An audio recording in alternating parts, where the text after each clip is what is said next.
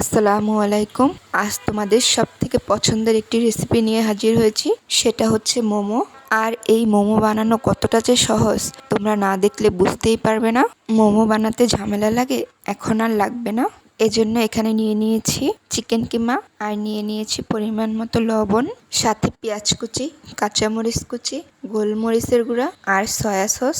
তোমরা চাইলে সয়া সসের বদলে লেবুর রসও দিতে পারো, এতে করে চিকেনের যে কাঁচা গন্ধ এটা কিন্তু চলে যায়। মাখাতে মাখাতে মনে পড়ে গেল এদিকে তো আমি আদা রসুন বাটাই দিইনি। দিয়ে দিলাম 1 চামচ আদা বাটা, 1 চামচ রসুন বাটা। এখন খুব ভালো করে মাখিয়ে নেব।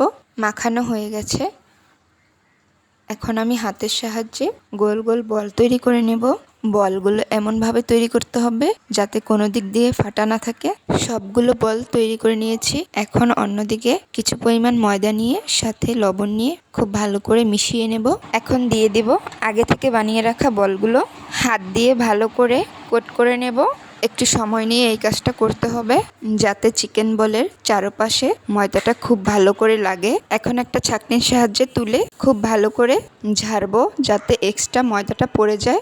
ঝাড়া শেষ হলে পানির মধ্যে এগুলো একটু ভিজিয়ে নেব যাতে আবার কোট করতে সুবিধা হয়। এখন আবার ময়দার মধ্যে দিয়ে খুব ভালো করে কোট করব। তোমরা চাইলে 2 থেকে 3 বারও কোট করতে পারো। আমি 2 বার কোট করে নিয়েছি, দেখতেই পারছো। তৈরি হয়ে গেল মোমো। এখন শুধু স্টিম করার পালা। এজন্য আমি পানি গরম করে নিয়েছি। এখন আমি এক এক করে মোমো দিয়ে দিব।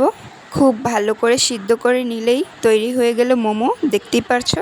রেসিপিটি ভালো লাগলে লাইক, কমেন্ট, শেয়ার করে আমার পাশে থাকবে। আল্লাহ হাফেজ।